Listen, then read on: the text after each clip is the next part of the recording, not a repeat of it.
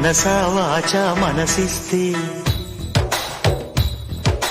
Mysore palace రాసిస్తా.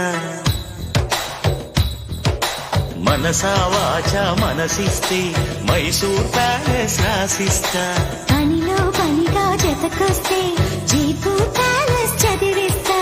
జిగిబిగి సొగసందిస్తే ఈ జగతిని బదులిస్తా.